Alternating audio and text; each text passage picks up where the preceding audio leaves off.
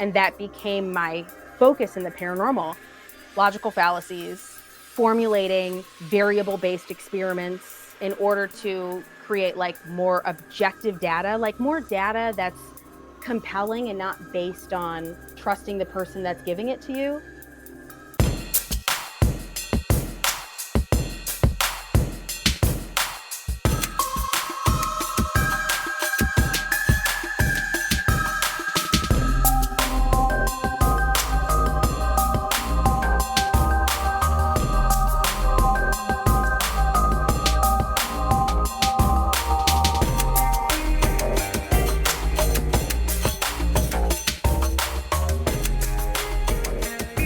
Oh, hello, everyone. Hi, everybody. I'm Jeni, and welcome to Monsters Lounge. Tressa. I'm sorry, I got real excited. I wanted to say my name. I know you did. I switched it up a little bit. You did, and I was confused. Air guns. No, that's not what that is. No. No, those are two separate things. Shoot. No. Shoot, air horns. Aerosol, air horn, aerosol, air horn, aerosol. I'm very excited for the show tonight. Me too. Yeah, I am super, super excited. We have a fantastic guest, and we have seen her at a couple of different conferences at this point, right? Yes, we have. I think so. She makes a lot of cool gear. Very interested in that, and has some really awesome commentary and things. That's my that's my clock that sounds like birds. Oh boy. We knew I was going to mess this up somehow. Anyway. Hey, I think that I can speak for you and myself when I say I learned a lot about our guest just today doing a little bit of research. So much to learn about her that I had no idea. I know. Go ahead, Jeni. I know. We knew she was wickedly smart and fun and funny and nice and all of these things. But diving into it was pretty good. So our guest tonight is Lauren Hellekson. Oh, am I bringing her on now? No, switching it up. No, I know I am switching it up. I gotta tell you a little bit about her. I was just really nervous about the last name because usually I ask to pronounce things ahead of time, and I didn't this time. I wasn't paying attention. Oh no! We do it all over again. Hellekson. No, just go ahead. Go with the bio. Hellekson. There you go. All right. This is a good time. Yeah, it is. Listen, Lauren has been investigating the paranormal for over 15 years in a technical equipment-focused way. Her work with equipment development and engineering stems from a young age, from dismantling old IBM computers with her dad to rebuilding the carburetor in her first motorcycle. Of course she rides a motorcycle. Of course she does. She's the coolest ever. Yep. All right. To improving the equipment we use in the paranormal field and developing new and exploratory methods of spirit communication. She's always observing and creating in a mechanical capacity. We're just talking about my inability to pronounce things. Mechanical. It's like mechanical. So she started touring the paranormal convention circuit, selling her proximity sensors, the Crystal Pod. You can find her equipment all over the U.S., Canada, and Australia. She's been exploring various methods of spiritual practice all over the world, including India, Israel, and Ireland, and has held educational workshops on witchcraft, meditation, and metaphysical exploration over the past 6 years. She is also a published author. Her debut title, Dark Moonlight, Discovering Your World with Magic, Mysticism, and the Paranormal, was released in March of 2023. She currently is an educator and content creator with Lauren Hans, an interactive, educational, and fun platform for paranormal enthusiasts and investigators to learn more about objective investigating equipment, understanding through live builds, new techniques through live hunts, hosted on TikTok and YouTube. And will you please help me welcome Lauren? Okay. Oh, wait, I should let her in on the stage too. Probably. Yay! How'd you like my air guns earlier? It was so good. It was so There's good. supposed And to be air horns, but you got they changed. Hellekson the second time. Right. I don't know if thought you it was saw me weird back the first- there. You said Heckelson, and I was like, you know, it's a normal one. And then you were like, Hellekson. And I was like, yeah. Hellekson. Okay, thank you. See, I usually ask Mhm. like right beforehand, but we were so busy talking about other things that I didn't ask. Like what? That's okay. That's a Like good thing. my inability to pronounce things. To what? Pronounce. Pronounce. What's a word that I never pronounce correctly? Is I it know your there's last name? my own last name. I have trouble with mine. That's a gimme on many points. I know. Like, what are you doing, Jeni? I don't know. Monroe? Moore. Jeni Moore. I don't know. Just Jessica. mispronounce it so nobody can find you. It's Yeah, easy. exactly. I'm living under the radar. It's all a part We of know the plan. this. Exactly. I couldn't ever say bounty. I read Mutiny on the Bounty like long, like a while ago. And every single time, for some reason, I would only say Mutiny on the Bounty. And I couldn't say it. I could not figure it out. Couldn't crack the code on that one for years. And it still happens. I'm only saying this because my husband is watching right now, but I do make fun of him. Instead of lentils, he always says lentils. See, sometimes you just add in letters. Just overachievers with your extra letters and things. See, it's better when I get real excited about something and I try to say a sentence and it just comes out as 3 words and none of them make sense. Oh, I like to just I've got like a full sentence to say and I'm really excited to say it. So I'm going to say a bunch of sounds that are almost words, but not quite. And everyone's going to look at me weird and I'm going to feel bad. So enjoy You're with this the wrong podcast, people, then. everyone. You can tell she's serious when she rips off her glasses. Welcome to the show. Woo-hoo! Very, very excited to talk. So one of the things that we were looking at, I was looking at, and then immediately sent to Tressa as well, was the chamber experiment that you have. Oh, yeah.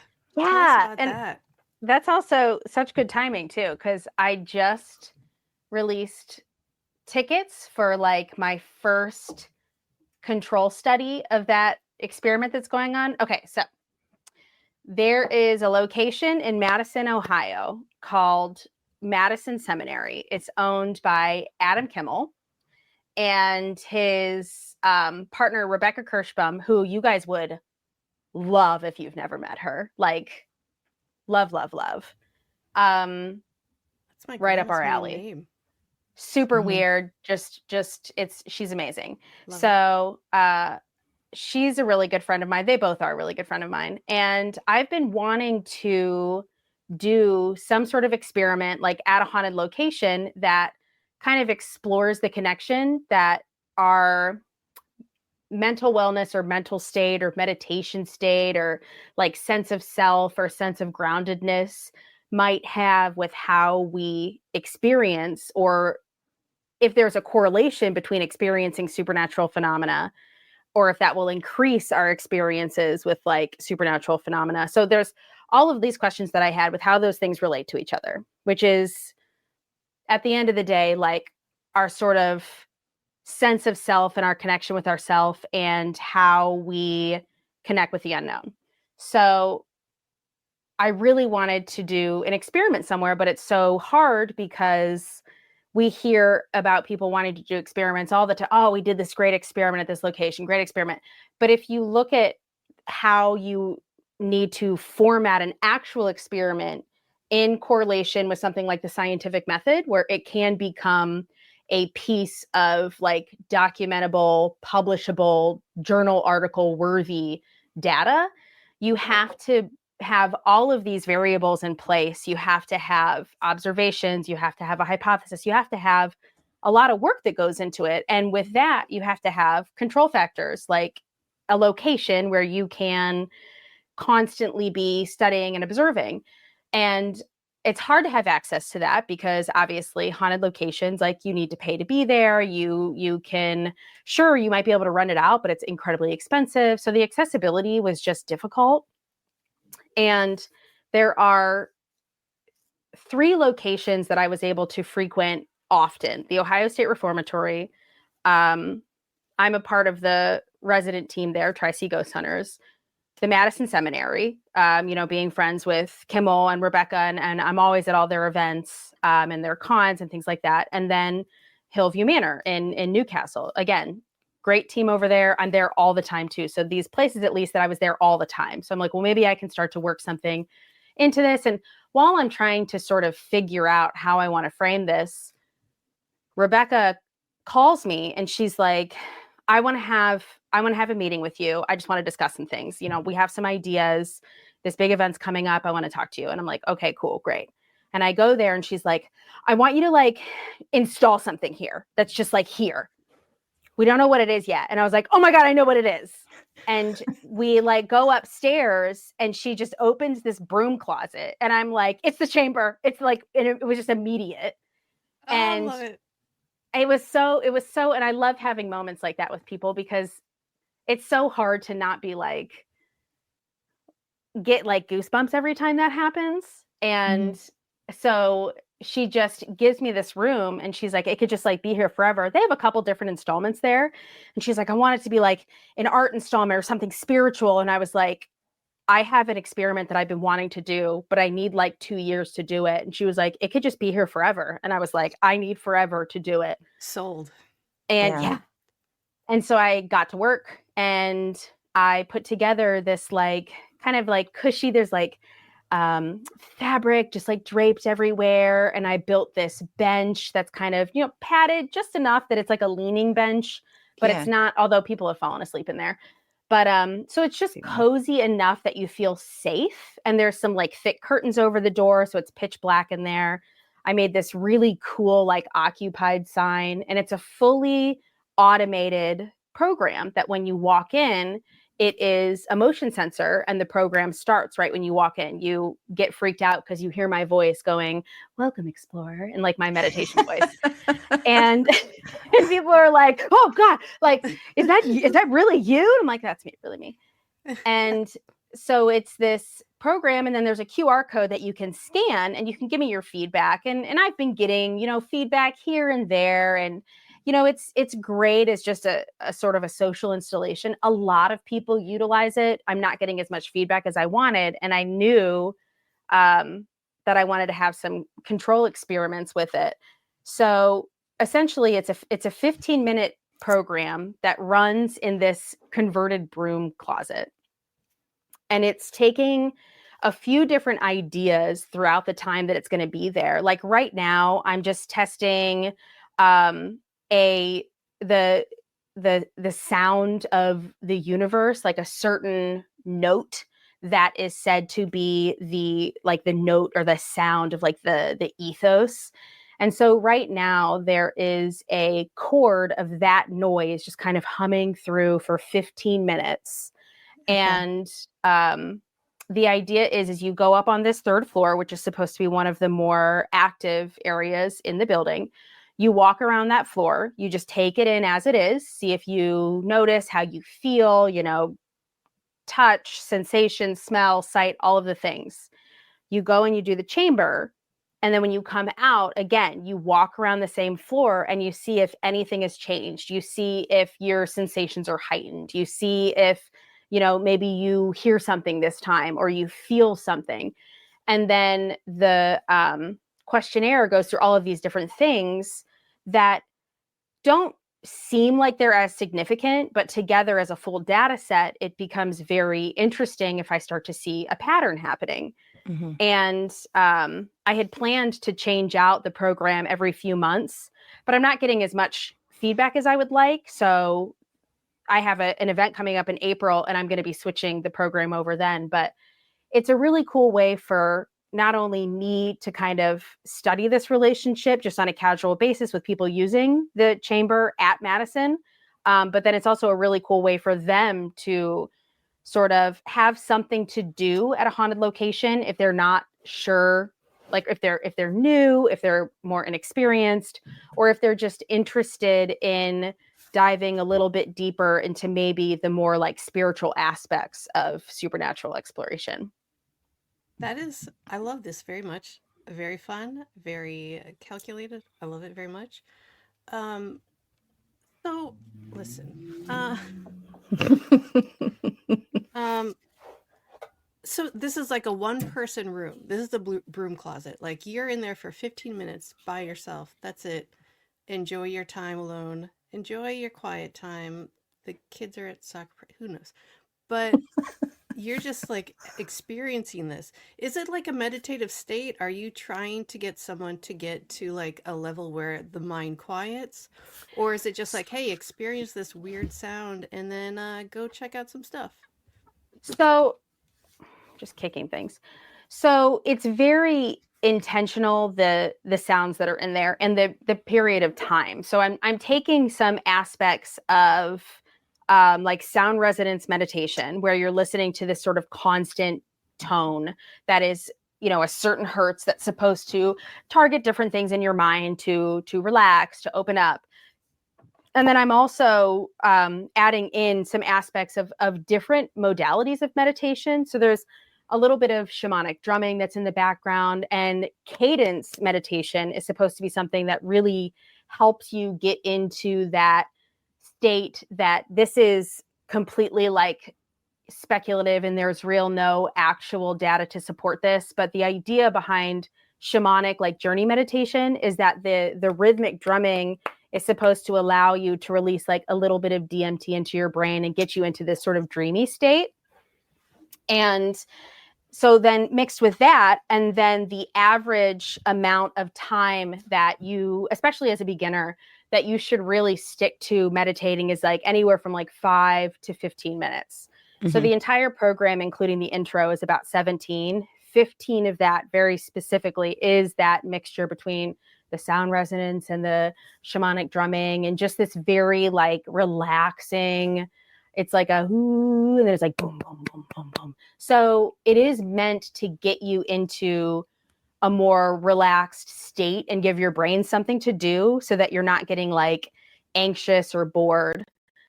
And my husband was probably one of the first people that did it. I made him go in there because when I was building it, we were there all by ourselves. So I made him go. He's always my like guinea pig because he'll go to like at Waverly Hills, the big body shoot. He'll like go down to the bottom by himself. And he's just like, oh, there was a spider down there.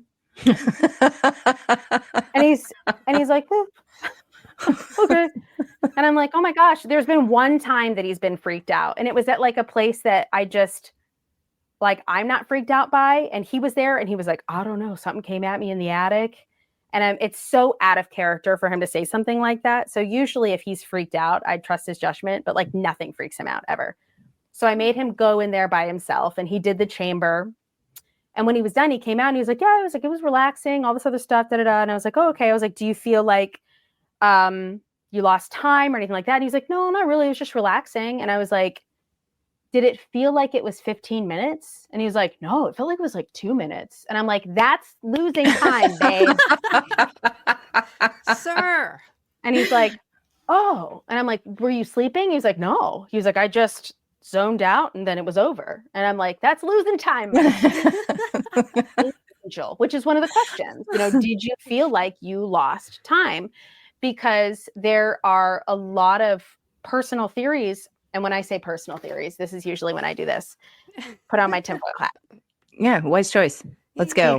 Because there's like, it's hard when I'm talking about science and then I'm mixing it a little bit in this because science theory is very different from the theory that I'm about to talk about. So there's a lot of personal theories in the paranormal that if you have that sort of like zone out loss of time experience, it's because either, you know, maybe you were taken over by something, maybe you experienced a time slip, maybe like all of these different sort of paranormal ideas behind losing time when you're doing something like within supernatural exploration. So it's one of the questions that's on the questionnaire after the chamber is, were there any phantom smells, sounds? Did you see anything visually? Did you experience anything emotionally? Did you feel like you had a lapse in time? And all of these different things that if you accumulate them together and you see this sort of pattern, it allows me to either change up the program a little bit to try to see if I can tweak. The end result of this is not just the correlation data that I want, but I want to have some sort of track that I could just throw on Spotify for free. And if you're going to a haunted location, pull up that ghost track. We can all tune in. What a great way to start out your investigation. Everybody tunes in so that, you know, we can all kind of be our own little compass of spooky. That's an amazing idea. That's like my end result with it. I love that so much. Like, it works so well in so many other contexts, right? Like you think about like groups that chant mantras or, you know, prayer or anything like that. Immediately you feel more connected to the people in the groups. How cool would that be to then continue on, you know, into the investigation?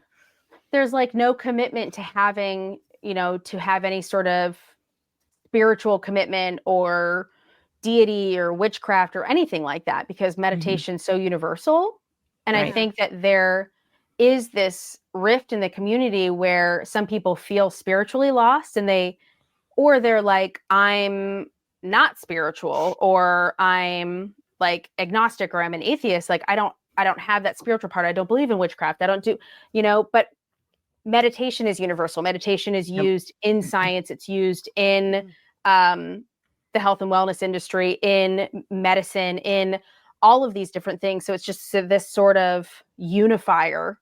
If people are interested in the supernatural, they can use this to tap in a way that doesn't require you to, you know, go against any of your personal scientifically ideals. Right. You don't have to be spiritual. It's science, you idiots. Well, and you know, like they are looking like science adjacent. Yeah. They are looking at like how these things affect like our nervous system. So it is, I mean, it very much goes hand in hand with science. We're looking at Jeni, what? You know what affects my nervous system? For those of you naysayers, I want you to know how much I appreciate how many of you grabbed a hold of my small package after last week's show. It is out and available. You can get both of my books, The Other Side, A Guide to the Paranormal and Ghost Hunting, and my brand new book, Theater of the Mind, Tales from the Darkness. Both books are out. One, of course, kind of a how-to ghost hunt book, and the other story book of strange supernatural occurrences all around the world. You can get your hand on my small package by just ordering it right off of my website. You can go right to paranormal60.com, scroll down on the front page there, or go to the shop and scroll down and you'll see our book bundle. And I was so humbled by the fact of how many men put their hands on my small package at the end of last week's show and bought it. It was great. It made me feel loved and wanted. I'm not going to lie. That's what you forgot to mention when we were talking before the show, how great the segues were. That was seamless. Thank you. That is. We have actually won awards. Yes. I made the awards and I came up with the idea for the awards, but we presented them to each other, but you know, wow. Mostly still. just myself, but yeah. I know. We'll present you with one. We will. They're great. I know. That was exceptional. That was exceptional, I will say. Just wait, because you will see why we awarded ourselves in advertising and media later. So just so you know. As you should. But as I was saying, yeah, like all of this is amazing, and I cannot wait to hear and see about it and maybe experience it myself, because it's just so cool. Yeah, we should definitely take a trip out. Yeah. Like it's unbelievable like how much of this stuff just ties into what we do with the nervous system and the various ways that we seek out anything, right? Like as human beings, we kind of seek out something. I think faith and belief and spirituality all kind of come into that too. We are curious creatures. We are curious creatures. We I don't think like being told no. yeah, we have this like innate sort of drive towards faith and belief, right? Because we're social creatures. So at the very least, you have this faith and belief in people that you bring around you, right? So when you have this and the spiritual side, what gets your inspiration, and like how do you manage to merge that scientific process with it? What gets me going? Yeah, what gets you going scientifically? Tell me about it. Let's hear it. This might be not as deep as you're expecting. I am rather severely ADHD with a little spectrum tendencies. Hello. A little sprinkling of the spectrum. Oh, look at that. My tism requires me to exhaustingly organize things to a point that it regulates my sympathetic nervous system, so I don't have meltdowns. Okay. I'm the opposite. Go ahead. But well, it's funny. I was talking to my sister today, and she had a while ago, she'd gotten so mad at me because I would post these like polls, or today I was like, had some just more emotionally fueled things happening. So I end up posting this very like, we're going to do a deep analytical observation based feedback post, everybody. And there's going to be rules, and it's going to be all objective observation, and let's all practice our critical thinking. And my sister's like, why do you do things like that? And I'm like, for the delight of everyone. They're so much fun. I don't know. I feel like maybe people learn from it. And she was like, do you just like seeing what people are going to do? And I was like, is that like bad? And she's like, yeah. And I'm like, why? I don't. Is it though? Well, I figured it out because she thought she thought I was like, oh, you're manipulating people. You're trying to make people look bad. And I was like, no, actually, I'm trying to organize like my own brain by bringing people into this fold in a very organized way. And it helps me to regulate like what I'm thinking in order to like overanalyze how other people think too, and learn about how other people think. And I'm really, really interested in that. And she never understood why. And I'm like, yeah, well, now that I'm finally going to like a psychiatrist, I'm learning all sorts of things about myself, actually. Fun facts. But facts. Yeah, I get it. And when I apply that to what I'm doing in the paranormal, it is this sort of like landscape of unknown and disorganization. There are millions of personal theories out there. There's millions of different ideas of what ghosts are. There's millions of different ideas of where they come from, what they are, if they're people, if they're not, if they're dead, if they're so there's no organization. And I find that is when I entered the paranormal, it was so overwhelming that I wanted to start to compartmentalize it. So I started to apply the things that I always really loved to do, which was take things apart and learn how to put them back together again. And so I started deconstructing these ideas, and when different things would spark to me, or when I'm like, ooh, like that makes my brain feel good, I'm going to put that in the good pile. And I started to put together this pile of the good things that I was really, really interested in. And I was like, all right, these are the things that I want to digest now. And that became my focus in the paranormal, which was like logical fallacies and formulating variable-based experiments in order to create like more objective data, like more data that's compelling and not based on trusting the person that's giving it to you. And teaching people how their equipment works, because there's so much equipment and there's so much loose understanding, but it's always ghost talk when people explain how their equipment works. And there was Oh, never yeah. like mechanical talk. And it's like, we can't provide data if the data is based on fictitious language. And man, I have control issues. No, you know what? I totally understand that because I walked into this having very little, my thing has always been like high strangeness and cryptids and all of those things, very little about ghosts. And people, God bless all of them. We'll talk about like the equipment that they're using to ghost hunt. And I don't know. But how does it work? How is it like, is it sound waves that are being like, how Jeni, does it work? It's energy. Okay. But like, I want to know like how it works so that you can show me, okay, but what does that mean? Right? Like, what am I looking for here? I had mentioned earlier before we came on that I am wildly offensive. We're going to start breaching that territory now. Air horn. All right. Air horn. We are getting there. All right, everybody, if you're easily offended. It has been, I could probably count on one hand, maybe two hands, the amount of times, and mind you, I clearly have a lot of conversations about equipment, but I could probably count on one, less than two hands, how many times I've actually had a conversation with someone who knew how all of their equipment actually worked. And I'm talking about the equipment that they use, that they present evidence with. Yeah. I don't often find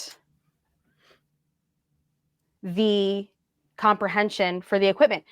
And that's not an insult. That's the thing. A lot of people take that as an insult. And I'm like, that's not an insult, though. It's an issue that it's normalized that we use this fictitious language in order to explain this equipment, that if you're not in the paranormal, you're like, what do you mean ghosts know how to use it? So the evidence is based on, one, me believing in what you think ghosts are, and two, me believing that what you think ghosts are interact with that device. And that makes no sense. So if you can't explain it in non-paranormal language, and also non-paranormal, non-elitist language, because there's a lot of advanced algorithm language that goes around as well too. And that's also problematic. So as long as you're not speaking above comprehension, like average comprehension level, and you're able to talk about this equipment in a way that's digestible and understandable and it makes sense, then you are delivering data that's entertaining. It's entertaining rhetoric in a field that doesn't exist. It's so interesting to me because that's how I would approach it, and that's how I would understand some of the things that people tell me, because I don't. And it's horrible, it's because possible. I just don't understand it, right? Yeah. It's like I can use Photoshop kinda, but I can never explain it to you because I don't really know how all of it works, right? And be like, you move the little bobber and then that thing that makes the colors is going to happen, so. There's a lasso too. Yeah, and then there's a lasso. There's a lasso. You do lasso stuff with it, but there's a I stamp can't. button too. Yeah, but I might be able to tell somebody how to use it if I were able to explain it. That's it. Honestly, lasso, stamp tool, paintbrushy thing is more advanced than a lot of the descriptions of equipment that Well, I'm taking that as technical language, and I'm putting that on my resume right now. And you know what, though? That's the thing, is that if it could be explained in a digestible way like that, because it's either the ghosts know what to do, or it's an advanced algorithm using multiple types of heebie-jeebies and la la la. Mhm. And it's just kind of like, okay, and a lot of those explanations are not the fault of the paranormal community. A lot of that is capitalism A lot of it is making something sound really, really fancy and really technologically advanced so that people buy it and they spend money on it,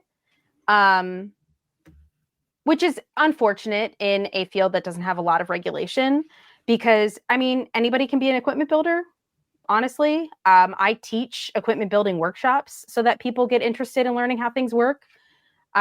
People have now started just like sending me their old equipment that they don't want anymore so I could take it apart for them and tell them like what it's doing on the inside, or like being like, maybe this wasn't actually worth $400. I've had people send me like EM pumps and like, what's really happening on the inside? And I'm like, ooh, you shouldn't have spent the money that you spent on this, like, because this is what it is in there. And they're like, oh, cool, good to know. And I'm like, I'm so sorry. Wait, hold on. Just buy a box fan. Oh, I don't think I've even ever heard the word EM pump. What is an EM? Oh, girl. No, I There's don't so know. much. There's so much predatory language in the paranormal, which is a problem. But it's also normalized to not really, to just kind of trust that your equipment's doing what it's doing, and then that's it. But there's so much conversation around wanting to know how things work, wanting to know how to have more objective research so people start taking the things that you're capturing seriously. Like Absolutely. the want is there. It's all there. Sure. It's just kind of turning the tide and normalizing it.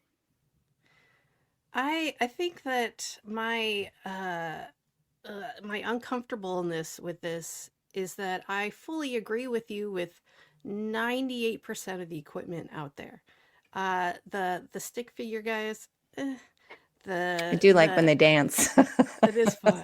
It is good. I don't just for auditory issues. I don't like the spirit boxes that are just radio signals going forever, and it's just too much for me to handle. I don't like that. That's a lot. Yeah, it is too much for me. Both of those pieces of equipment, though, have interesting theories behind them, and I do think that there are more productive ways to use both of those pieces. Sure. I don't personally, but and listen, this is coming from someone who's been on so few investigations, and it's just, to me, appears to be like, well, I'm pulling this out of my backpack. I don't really know what's going on. I bought it for a whole lot of money, so it's got to work. It's fine. If you want to put that there, do your thing. I support you. But there are specific EVPs and EVP methods that I will lay down my life for. I will always, like, even when it's nothing, it still feels to me like there's some sort of energy trying to get through, and it doesn't know how, and it's just trying to do something to get heard. That's about it. The EVPs like that, and that actually say words or whatever, because I've heard some crazy ones that specifically answer questions. I will put my butt on the line for those. I was going to say, please don't put your life on the line for those. No, I mean, just your butt, because I don't care. But because listen, I want to be a ghost too. But it's fine, It's just we don't know if ghosts are dead people, though. I know this. Ghosts could be so many things. Here's the thing. The other thing with ghosts is like they could be simultaneously, like every single thing that people think is a ghost could be multiple things. It's never just one thing, ever. Even with aliens, even with some cryptids, it could be so many things. It's never just one thing. I don't think I've ever heard you say that before. Oh, really? That's weird, because I say it like every show. Yeah, it's weird that you whisper it sometimes, just randomly to me over the phone. It could be so many different things. Yeah, I call her just say it when I hang out. I don't even know what it is. It's never just one thing. It's aliens. It's definitely aliens, but it's always aliens. Oh, you have heard the recordings then. Okay. We're also aliens. See, you get it. So listen, I just wanted to put that out there because it did make me uncomfortable, but then I realized, oh yeah, you're totally right. I totally agree with you. It's fine. Now. Oh wait, you know what? Now? Actually, you know what? Hang on. What? How about instead of right now, how about in 1 minute?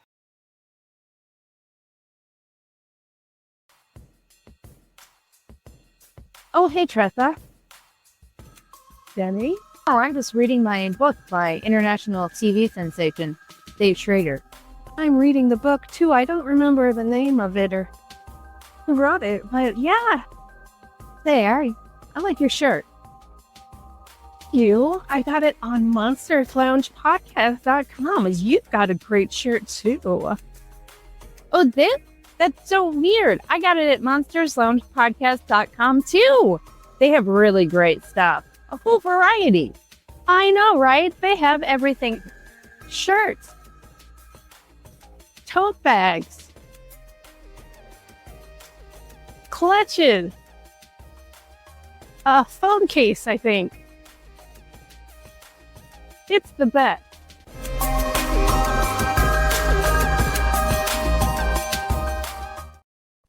Award winning. Award winning. Was that a voiceover? Yeah, it was AI because the sound was really bad. Listen, we have That a lot more of almost those. added to it the fact Yeah. that it almost looked like one of those. It was like subtitled. You guys were speaking a different language, and it was dubbed over in English almost. Yeah. Listen, You were I'm an speaking. artist. There's a reason why we gave ourselves so many awards for that commercial. So many. My shelves Straight are up stocked. genius. Yeah, they really are. They're all made out of tinfoil. Yeah, they're beautiful. I thought that I just liked you guys. Now you know you love us. So much.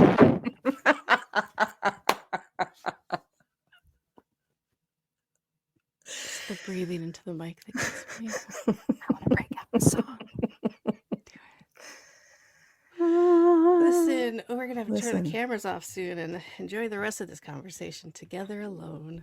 While whispering. Topless. Just kidding. Just kidding. Yes. Oh, yeah. ASMR. What? I don't. Where are we going? What's happening? It's winter. We're all wearing layers. It's just a joke.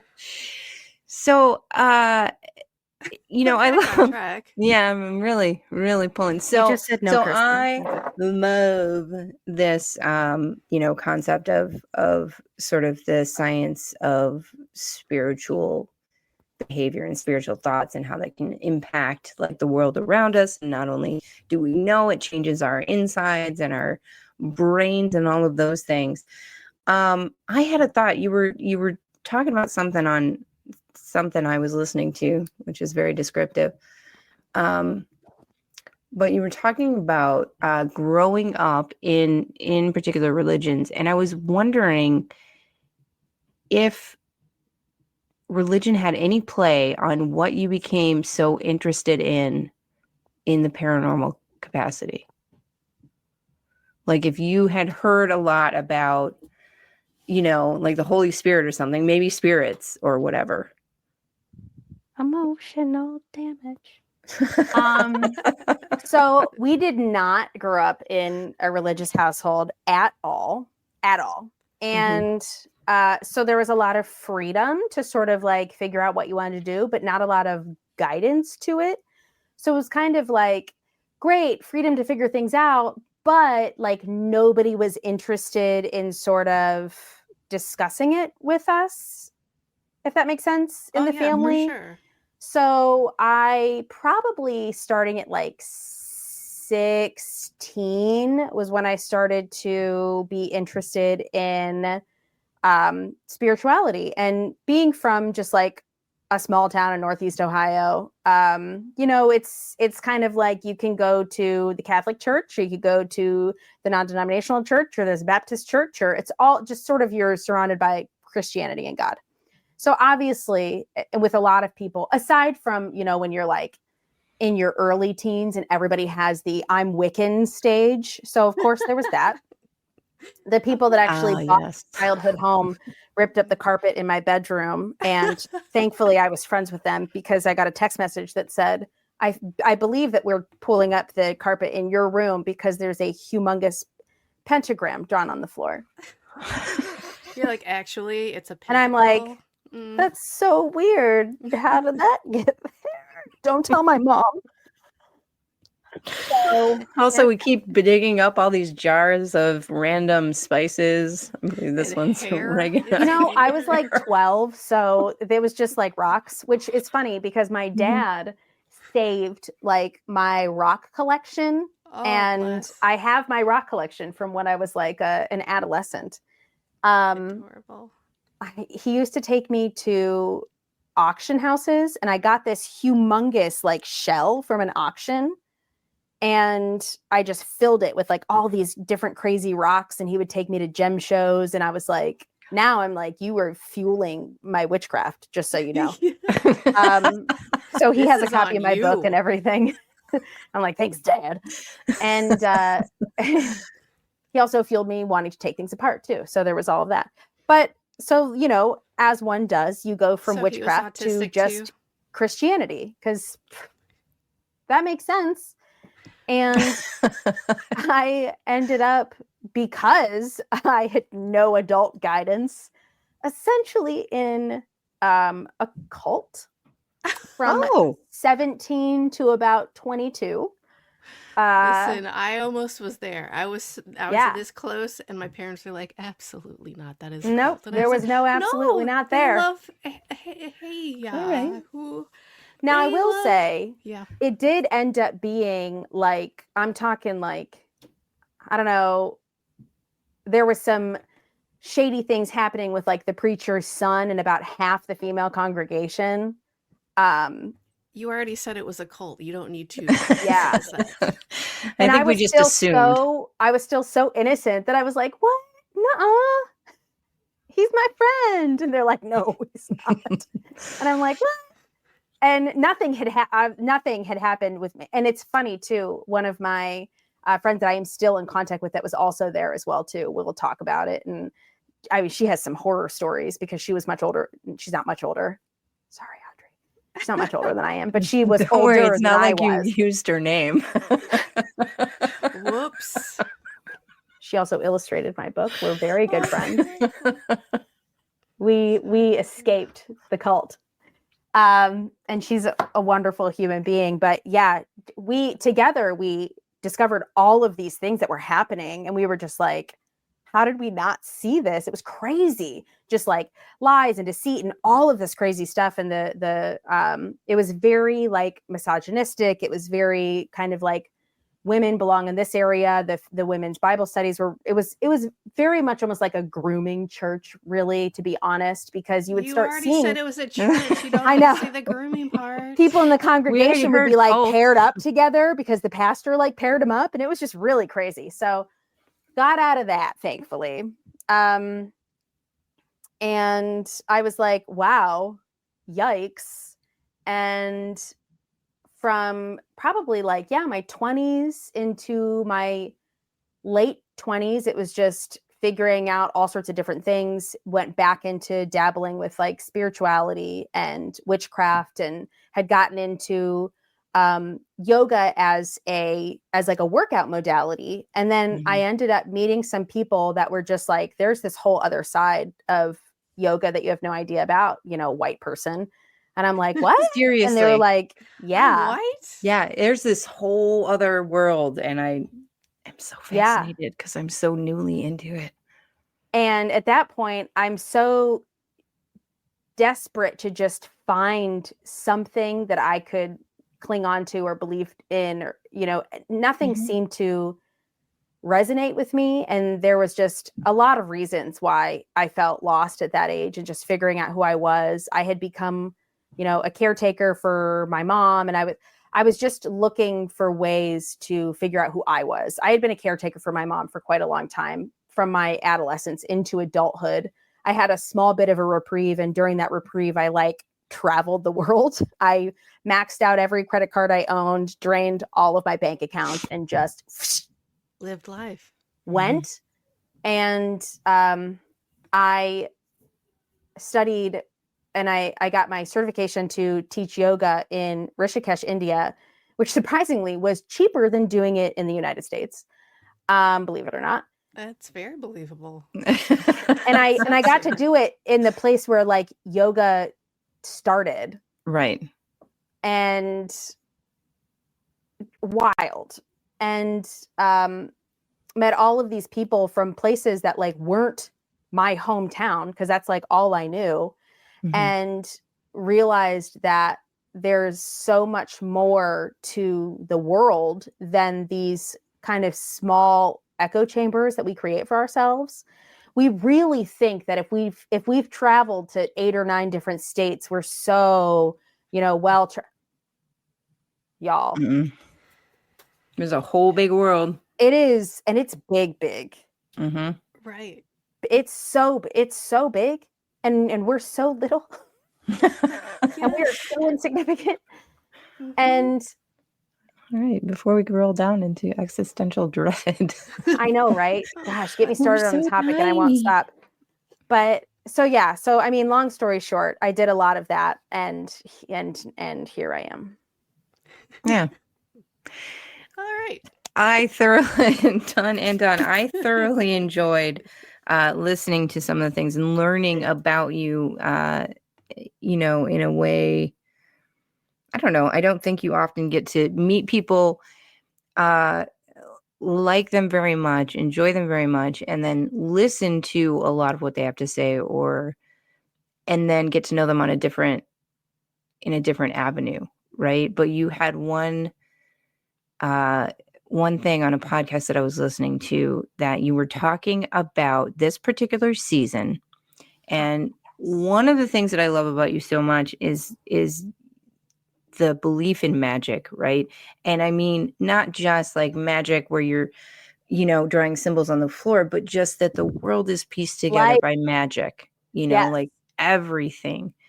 And can you talk a little bit about the magic of this season, the stillness, and what it means? So the whole idea behind that is we're constantly in a cycle of existence. So if we think about even just our lives as humans, or anything that we start that has an end to it, which is pretty much everything, you have a birth or a beginning, you have this like sustaining, life period, and then you have death. And we don't think about this time that happens after something ends, that there is almost like, sometimes it's mourning, sometimes it's just stillness, sometimes it's germination, sometimes it's just something that needs to settle before something else can come of it. We always have to have, at least in healthy cycles, we have to have that period of stillness for everything to settle down, for the dust to settle, so that we can begin anew. And in springtime, obviously, is our birth. Summer is, that life phase. Fall is death. Everything's starting to die around us. And wintertime is stillness. And I always find it so odd that we celebrate the new year and we have all this new year, new you, when statistically speaking, constantly, it's like a joke now that New Year's resolutions never last. Like, make your resolution last this year. It literally doesn't last, because we're trying to start something in the middle of a period where we are supposed to still be allowing things to settle, and allowing things to be calm, and allowing things to be still. Because if you start something, and I urge people to try this, if you start something in springtime, and this is not just spiritually, like statistically speaking, human speaking, animal speaking, start a new habit in springtime and see how much longer you're going to stick with it, rather than trying to start something January 1st. Because Listen, I think we need to do some sort of crowdfunding where we make New Year's resolutions happen in the springtime instead of January 1st, because those are some BS things going on January 1st. The spring equinox, that is my new year. I will tell people all the time, like, happy change of the calendar, happy change of the year. This is great. Just remember, you're still supposed to be still. Make your resolutions for the spring equinox. Though, to tell people to just be still, that's hard. Because it's contrary to our nature, right? Well, not really, but it's not contrary to society and our capitalist contrary society. And they're like, listen, move. You need to keep going and keep doing, because right now, if you're still, you're a piece of crap. You need to keep... And really, to counteract that, just do all your moving in sweatpants. Thank you. That's a good one. I like that. There you go. Best of both worlds. Yeah, that's perfect. I don't know that I want to do this right now, but we are at the end of the show. I definitely don't want to do that. Let's ignore it. Okay. What end? I don't know. There is no end. We can just rest in this moment right here. All right, everybody be quiet then. We're just real quiet. Oh, I Did guess you we have could- another question, or should we wrap it up, Jeni? No, that was kind of it. Just will you come back I on the do show? talk a lot about this stuff though in Dark Moonlight. Mhm. Oh. I just ordered a copy. I'm very excited for it to arrive. I wish you would have told me. I would have just sent you one. Nope.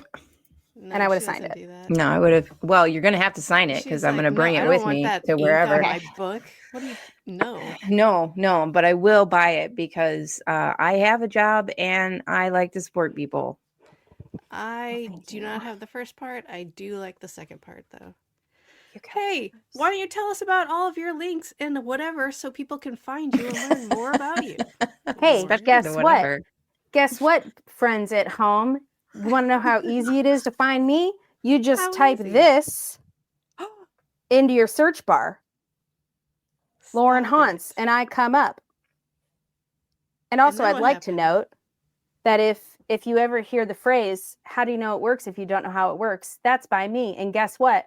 I'm not going to curse right now, even though I really want to. But that phrase, that's about to be a registered trademark with the government. Air horn, air What? horn, air horn. So many air horns. Wah, wah, No wah, air guns, though. Just air wah. horns. Oh boy, Y'all. Lauren, what a pleasure, and I can't wait to have you back because you Mhm. have to. And Yes, please. Yes. We'll- And then throw a let's all party. make sure that we get on a half an hour early. Yep. obviously. Clearly. You know what? We'll live stream our banal conversation. It'll be great. Mhm. Everybody else, Whew. don't forget to find us on Facebook, Instagram, YouTube, and the Paranormal 60 Network. Like, comment, subscribe, and check out our merch on our website, monstersloungepodcast.com. Send us an email or a comment. We love hearing from people. So until next time, thanks for visiting the Monsters Lounge.